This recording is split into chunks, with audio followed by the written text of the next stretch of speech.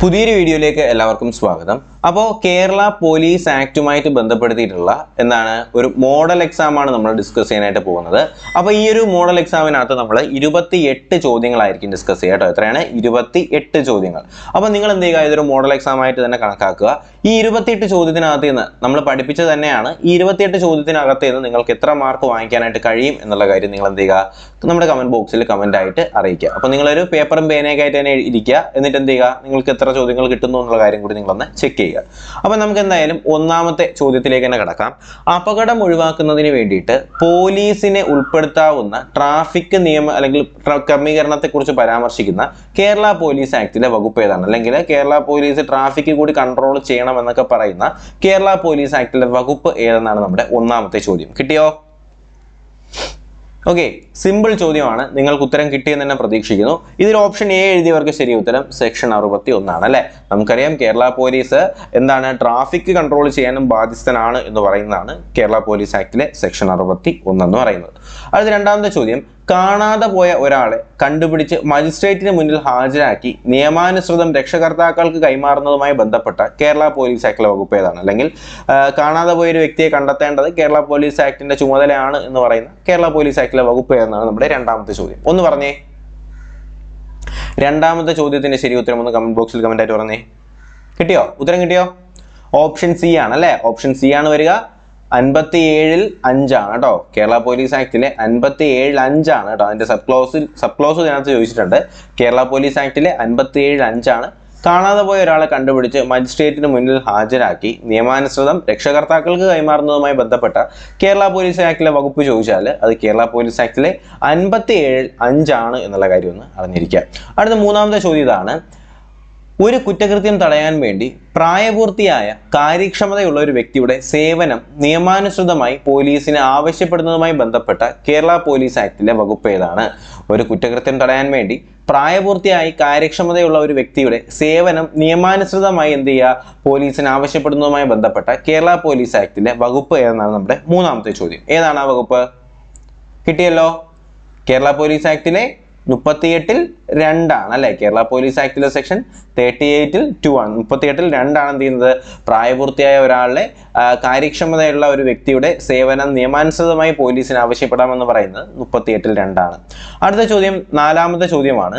സുരക്ഷ ഉറപ്പാക്കുന്നതിനും ആസന്നമായ അപകടം ഒഴിവാക്കുന്നതിനും വേണ്ടി സ്വകാര്യ സ്ഥലങ്ങളിൽ പോലീസിന്റെ പ്രവേശനത്തെക്കുറിച്ച് പരാമർശിക്കുന്ന കേരള പോലീസ് ആക്ടിലെ വകുപ്പ് ഏതാണ്? അപ്പൊ നമുക്കറിയാം പ്രൈവറ്റ് പ്രോപ്പർട്ടി ആയാലും പബ്ലിക് പ്രോപ്പർട്ടി ആയാലും അവിടെ എന്തെങ്കിലും ഒരു അപകടം ഒഴിവാക്കുന്നതിന് വേണ്ടിയിട്ട് കേരള പോലീസിന് അവിടെ ഏത് സമയവും കയറി ചെല്ലാവുന്നതാണ് എന്ന് പറയുന്നത് ഏത് വകുപ്പിലാണ്? കിട്ടിയല്ലോ. ഓപ്ഷൻ എ ആണ് ശരി ഉത്തരമായിട്ട് വരുന്നത്. സെക്ഷൻ 37 ആണ് അല്ലെ. സെക്ഷൻ 37 അത് പറയുന്നത്. അടുത്ത നമുക്ക് നമ്മുടെ അഞ്ചാമത്തെ ചോദ്യത്തിലേക്ക് കടക്കാം. പോലീസ് ഉദ്യോഗസ്ഥൻ ഏതെങ്കിലും ഒരു പൊതുസ്ഥലത്തോ സ്വകാര്യ സ്ഥലത്തോ നടക്കുന്ന ഇടപെടലുകൾ വീഡിയോ അല്ലെങ്കിൽ ഓഡിയോ ആക്കി റെക്കോർഡ് ചെയ്യാൻ സാധിക്കുന്നതും അത് പൊതുജനങ്ങളിൽ നിയമപരമായി തടസ്സമില്ല എന്നും പ്രതിപാദിക്കുന്നത് എന്താണ്? ഏത് വകുപ്പിലാണ്?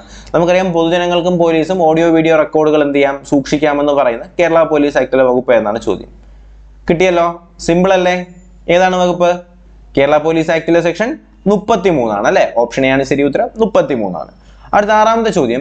പോലീസ് സ്റ്റേഷനിൽ പൊതുജനങ്ങൾക്കുള്ള അവകാശങ്ങളെ കുറിച്ച് പരാമർശിക്കുന്ന വകുപ്പ് ഏതാണ്? പോലീസ് സ്റ്റേഷനിൽ പൊതുജനങ്ങൾക്കുള്ള അവകാശങ്ങളെ കുറിച്ച് പരാമർശിക്കുന്ന വകുപ്പ് ഏതാണ്? കിട്ടിയോ? ഏതാണ്? സെക്ഷൻ 8 ആണ് അല്ലെ. സെക്ഷൻ 8 ആണ്. പോലീസ് സ്റ്റേഷനിൽ പൊതുജനങ്ങൾക്കുള്ള അവകാശത്തെ കുറിച്ച് പരാമർശിക്കുന്ന കേരള പോലീസ് ആക്ടിലെ സെക്ഷനാണ് സെക്ഷൻ 8 എന്ന് അറിഞ്ഞിരിക്കുക. കമ്മ്യൂണിറ്റി പോലീസിങ്ങിനെ കുറിച്ച് പരാമർശിക്കുന്ന വകുപ്പ് ഏതാണ്? കമ്മ്യൂണിറ്റി പോലീസിങ്ങിനെ കുറിച്ച് പരാമർശിക്കുന്ന വകുപ്പ് അറിയാവോ? കമ്മ്യൂണിറ്റി പോലീസിംഗ് അത് സെക്ഷൻ 64 ആണ്. സെക്ഷൻ 64 ആണ്. ഓപ്ഷൻ ഡി ആണ് ശരി ഉത്തരം. കമ്മ്യൂണിറ്റി പോലീസിംഗ് ആണെങ്കിൽ സെക്ഷൻ 64 ആണ്. അടുത്ത ചോദ്യം. ഗുരുതരമായ ക്രമസമാധാന ലംഘനമോ അപായമോ ഉണ്ടാക്കുന്നതിനുള്ള ശിക്ഷയെക്കുറിച്ച് പരാമർശിക്കുന്ന കേരള പോലീസ് ആക്ടിലെ വകുപ്പ് ഏതാണ്? ഗുരുതരമായ ക്രമസമാധാന ലംഘനമോ അപായമോ ഉണ്ടാക്കുന്നതിനുള്ള ശിക്ഷയെക്കുറിച്ച് പരാമർശിക്കുന്ന കേരള പോലീസ് ആക്ടിലെ വകുപ്പ് ഏതെന്നാണ് നമ്മുടെ എട്ടാമത്തെ ചോദ്യം. ഉത്തരം കിട്ടിയോ? ഏതാണ്? നമുക്കറിയാം 118 ആണ് അല്ലെ. നമ്മൾ ഇന്ന് പഠിച്ചതേ ഉള്ളൂ. 118 ആണ്. അടുത്ത ചോദ്യം. പോലീസിന്റെ ചുമതലകളിൽ ഇടപെടുന്നതിനുള്ള ശിക്ഷയെക്കുറിച്ച് പരാമർശിക്കുന്ന വകുപ്പ് ഏതാണ്? പോലീസിന്റെ ചുമതലകളിൽ ഇടപെടുന്നതിനുള്ള ശിക്ഷയെക്കുറിച്ച് പരാമർശിക്കുന്ന വകുപ്പ് ഏതാണ്? ഒൻപതാമത്തെ ചോദ്യം. കിട്ടിയല്ലോ. ഏതാണ്?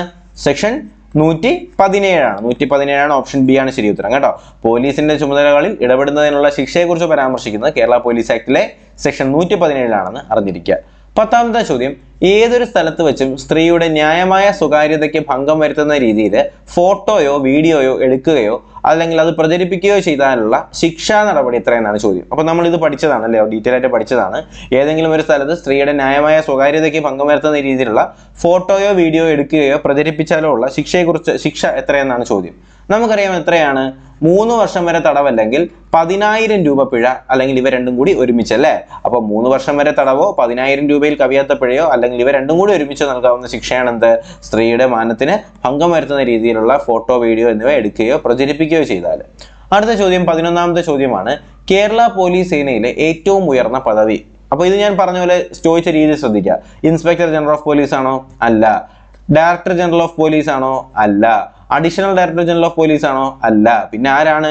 Director general of police and state police chief ആണ് അല്ലെ. DGP and state police chief, ഈ വാക്കും കൂടി അതിനകത്തുണ്ടോ എന്നുള്ള കാര്യം ശ്രദ്ധിക്കുക. ഓക്കെ, അപ്പോൾ എൻ്റെ ഒരു ചോദ്യം ഇതാണ്, ഇപ്പോഴത്തെ DGP and state police chief ആരാണ്? ഇതൊന്ന് കമന്റ് ബോക്സിൽ കമന്റ് ആയിട്ട് പറഞ്ഞു. ഞാനിത് പഠിപ്പിച്ചു തന്ന ചോദ്യമാണ്. അപ്പോൾ എത്ര പേര് വീഡിയോ ശ്രദ്ധിക്കുന്നുണ്ട് അല്ലെങ്കിൽ എത്ര പേര് അത് ശ്രദ്ധിച്ചു എന്നുള്ള കാര്യം എനിക്കൊന്ന് അറിയണം. അപ്പോൾ വീഡിയോ കാണുന്ന എല്ലാവരും എന്ത് ചെയ്യുക, ഇപ്പോഴത്തെ DGPയുടെ പേര് ഒന്ന് കമന്റ് ബോക്സിൽ കമന്റ് ആയിട്ട് പറയുക. കമന്റ് ബോക്സിൽ വേറെ ആരെങ്കിലും കമന്റ് ആയിട്ട് പറഞ്ഞാണ്, അത് നിങ്ങൾ നോക്കണ്ട, നിങ്ങളുടെ പാർട്ടിസിപ്പേഷൻ എനിക്ക് വേണം. ഓക്കെ, DGPയുടെ പേരൊന്ന് കമന്റ് ബോക്സിൽ കമന്റ് ആയിട്ട് പറഞ്ഞേ. അടുത്ത ചോദ്യം, കേരള പോലീസ് നിയമം 2011 പ്രകാരം പോലീസിന്റെ ചുമതലകളെ കുറിച്ച് പരാമർശിക്കുന്ന സെക്ഷൻ ഏതാണ്? പോലീസിന്റെ ചുമതലയെ കുറിച്ച് പ്രതിപാദിക്കുന്നത് ഏത് സെക്ഷനിലാണ്? 4. ചുമതല 4 നമ്മൾ പറഞ്ഞിട്ടുണ്ടായിരുന്നു. ഓപ്ഷൻ എ ആണ് ശരി ഉത്തരം, 4. പോലീസ് ശേഖരിക്കുന്ന വിവരങ്ങൾ രഹസ്യമായി സൂക്ഷിക്കേണ്ടതാണ് എന്ന് പരാമർശിക്കുന്ന വകുപ്പ് ഏതാണ്? പോലീസ് ശേഖരിക്കുന്ന വിവരങ്ങൾ രഹസ്യമായി സൂക്ഷിക്കേണ്ടതാണ് എന്ന് പരാമർശിക്കുന്ന വകുപ്പ് ഏതാണ്? നമ്മൾ പറഞ്ഞു, നമ്മളല്ലാതെ മൂന്നാമത് ഒരാൾ അറിയരുത്, രഹസ്യമായി സൂക്ഷിക്കുന്നത് മൂന്നാമത് ഒരാൾ അല്ലെ. 31. അടുത്ത ചോദ്യം, റെയിൽവേയിൽ പോലീസ് സേവനത്തെ കുറിച്ച് പരാമർശിക്കുന്ന കേരള പോലീസ് ആക്ടിലെ സെക്ഷൻ ഏതാണ്? എന്ന് വെച്ചാൽ നമുക്കറിയാം സ്പെഷ്യൽ വിങ്ങുകൾ അല്ലെ, വിങ്ങുകൾക്കകത്താണ് ആ ഒരു കാര്യം വരുന്നത്. അപ്പൊ റെയിൽവേയിൽ സേവനങ്ങളെ കുറിച്ച് പരാമർശിക്കുന്ന പോലീസിന്റെ വകുപ്പ് ഏതാണ് ചോദ്യം? ഏതാണ്? 21 അല്ലെ. 21. ഓപ്ഷൻ എ ആണ് ശരി ഉത്തരം, 21. റെയിൽവേ പോലീസ് സേവനങ്ങളെ കുറിച്ച് പരാമർശിക്കുന്നത് 21ാണ്. കാണാതായ ആളുകളെ കണ്ടെത്താനായിട്ട് പോലീസ് ശ്രമിക്കണമെന്ന് പരാമർശിക്കുന്ന കേരള പോലീസ് ആക്ടിലെ സെക്ഷൻ ഏതാണ്? ഇതിന്റെ സബ്സെക്ഷൻ ആണ് നമ്മൾ പഠിച്ചത്. കാണാതായ ആളെ കണ്ടെത്താനായിട്ട് പോലീസ് ശ്രമിക്കണമെന്ന് പ്രതിപാദിക്കുന്ന കേരള പോലീസ് ആക്ടിലെ സെക്ഷൻ ഏതാണ്? 57 അല്ലെ. 15 ഓപ്ഷൻ ബി ആണ്. സെക്ഷൻ 57 എന്ത് പറയുന്നത്? കാണാതായ ആളെ കണ്ടെത്താനായിട്ട് കേരള പോലീസ് ശ്രമിക്കണം എന്ന് പറയുന്നത് ഈ പറയുന്ന സെക്ഷൻ 57 അറിഞ്ഞിരിക്കുക. അടുത്ത് നമുക്ക് നോക്കേണ്ടത് കേരള പോലീസിന്റെ കർത്തവ്യങ്ങളെ കുറിച്ച് പരാമർശിക്കുന്ന വകുപ്പ് ഏതാണ്? കേരള പോലീസിന്റെ കർത്തവ്യങ്ങളെ കുറിച്ച് പരാമർശിക്കുന്ന വകുപ്പ് ഏതാണ്? ഒന്ന് പറഞ്ഞേ. കേരള പോലീസിന്റെ കർത്തവ്യങ്ങളെ കുറിച്ച് പരാമർശിക്കുന്നത് എത്രയാണ്? സെക്ഷൻ 3 അല്ലെ. സെക്ഷൻ 3. ഓപ്ഷൻ ഡി ആണ് ശരി ഉത്തരം. സെക്ഷൻ 3 കേരള പോലീസ് ആക്ടിന്റെ അല്ലെങ്കിൽ കേരള പോലീസിന്റെ കർത്തവ്യങ്ങളെ കുറിച്ച് പരാമർശിക്കുന്നത്. 17ാമത്തെ ചോദ്യം, കസ്റ്റഡിയിലുള്ള ഒരു വ്യക്തിയെ പത്രങ്ങളിലോ ഏതെങ്കിലും ദൃശ്യമാധ്യമങ്ങളിലോ പ്രദർശിപ്പിക്കാൻ അയാളുടെ ഫോട്ടോ എടുക്കുന്നത് ആരുടെ അനുമതിയാണ് വേണ്ടത്? അപ്പൊ നമ്മൾ പറഞ്ഞിട്ടുണ്ടായിരുന്നു, ഒരാളുടെ ഫോട്ടോ അല്ലെങ്കിൽ എന്താണ് അയാളുടെ ഡേറ്റാസും കാര്യങ്ങളും ഒക്കെ പത്രമാധ്യമങ്ങളിലും മറ്റുമൊക്കെ കൊടുക്കുന്നതിന് വേണ്ടിയിട്ട് എടുക്കണമെങ്കിൽ ആരുടെ അനുമതിയാണ് അവിടെ വേണ്ടത്? ആരുടെയാണ്? സംസ്ഥാന പോലീസ് മേധാവിയുടെ അനുമതി വേണം അല്ലെ. സംസ്ഥാന പോലീസ് മേധാവിയുടെ അനുമതി വേണം. ഓപ്ഷൻ ബി ആണ് ശരി ഉത്തരം. സ്പെഷ്യൽ പോലീസ് ഓഫീസറായിട്ട് നിയമിക്കാവുന്ന പ്രായപരിധി എത്രയാണ്? നമ്മൾ ഡിസ്കസ് ചെയ്തതാണ്. സ്പെഷ്യൽ പോലീസ് ഓഫീസറായിട്ട് നിയമിക്കാനാവുന്ന പ്രായപരിധി എത്രയാണ്? നമ്മുടെ 18ാമത്തെ ചോദ്യം. എത്രയാണ്? നമുക്കറിയാം 18നും 60 വയസ്സിനും മധ്യയാണ് അല്ലെ. 18നും 60 വയസ്സിനും മധ്യയാണ്. അത് അടുത്ത ചോദ്യം, പൊതുജനത്തിനും തടസ്സമാവുന്നതും അസൗകര്യവും ഉണ്ടാകുന്ന രീതിയിലുള്ള വാഹനം പാർക്ക് ചെയ്യുന്നതുമായി ബന്ധപ്പെട്ട ശിക്ഷ. പൊതുജനത്തിന് തടസ്സവും അസൗകര്യവും ഉണ്ടാകുന്ന രീതിയിലുള്ള വാഹനം പാർക്ക് ചെയ്താലുള്ള ശിക്ഷയെക്കുറിച്ച് പരാമർശിക്കുന്ന വകുപ്പ് എന്നാണ് ചോദ്യം. ഏതാണ്? സെക്ഷൻ കിട്ടിയല്ലോ. ഏത് വകുപ്പാണ്? സെക്ഷൻ 120 അല്ലെ. സെക്ഷൻ 120 ഓപ്ഷൻ എ ആണ് ശരി ഉത്തരം. ഓക്കെ, പൊതുജനത്തിന് തടസ്സവും അസൗകര്യവും ഉണ്ടാകുന്ന രീതിയിൽ വാഹനം പാർക്ക് ചെയ്യണമെന്നുണ്ടെങ്കിൽ അത് സെക്ഷൻ 120 ഓപ്ഷൻ എ ആണ് അതിന്റെ ശരി ഉത്തരം വരുന്നത്. അടുത്ത 20ാമത്തെ ചോദ്യം, 18 വയസ്സിന് താഴെയുള്ളവർക്ക് ലഹരി പദാർത്ഥങ്ങളും കുട്ടികളുടെ ശാരീരികവും മാനസികവുമായ ആരോഗ്യത്തിന് ഹാനികരമാകുന്ന വസ്തുക്കളോ പദാർത്ഥങ്ങളോ നൽകുകയോ വിൽക്കുകയോ ചെയ്യുന്നതിനുള്ള ശിക്ഷ എത്രയെന്നാണ് ചോദ്യം. കുട്ടികൾക്ക് ഈ 2 ഓപ്ഷൻ നോക്കിയാൽ ഇതിനകത്തിന് ഉത്തരവുണ്ട്. ഏതാണെന്ന് നോക്കുക. 18 വയസ്സിന് താഴെയുള്ള കുട്ടികൾക്ക് ലഹരി വസ്തുക്കളോ മറ്റു സാധനങ്ങളോ ഒക്കെ നൽകി അവരുടെ ആരോഗ്യവും മറ്റുമൊക്കെ നശിപ്പിക്കുകയാണെങ്കിൽ അതിനുള്ള ശിക്ഷ എന്താണ്? 3 വർഷം വരെ തടവോ 10,000 രൂപ പിഴയോ. 3 വർഷം വരെ തടവോ 10,000 രൂപ പിഴയോ, അല്ലാന്നുണ്ടെങ്കിൽ ഇവ രണ്ടും കൂടി ഒരുമിച്ച് നൽകാവുന്നതാണ് കേട്ടോ. 18 വയസ്സിന് താഴെയുള്ള കുട്ടികളുടെ കേസാണ് പറയുന്നത്. അടുത്ത ചോദ്യം നമ്മുടെ 21ാമത്തെ ചോദ്യമാണ്. സ്പെഷ്യൽ പോലീസ് ഉദ്യോഗസ്ഥർ, വിമുക്ത ഭടന്മാർ, വിരമിച്ച പോലീസ് ഉദ്യോഗസ്ഥർ, NSS, NCC, SPC എന്നിവയിൽ പ്രവർത്തന പരിചയമുള്ളവരോ അല്ലെങ്കിൽ സർക്കാർ കാലങ്ങളിൽ നിശ്ചയിക്കുന്ന സമാന വിഭാഗങ്ങളിൽ പെടുന്നവരോ ആയിരിക്കേണ്ടതാണ് എന്ന് പരാമർശിക്കുന്ന കേരള പോലീസ് ആക്ടിലെ സെക്ഷൻ എന്ന് പറഞ്ഞാൽ ഈ പറഞ്ഞ സ്പെഷ്യൽ പോലീസ് ഉദ്യോഗസ്ഥന്മാരുമായിട്ട് ബന്ധപ്പെടുത്തിയിട്ടുള്ള കേരള പോലീസ് ആക്ടിലെ സെക്ഷൻ ഏത് എന്നാണ് ഇത്രയും വലിച്ചു നീട്ടി ഇതിനകത്ത് ചോദിച്ചിട്ടുള്ളത്. അപ്പൊ ഒന്ന് പറഞ്ഞേ, നമ്മൾ പഠിച്ചതല്ലേ, ഒന്ന് പറയാനായിട്ട് ശ്രമിച്ചേ. ഉത്തരം കിട്ടിയോ? ഏതാണ്?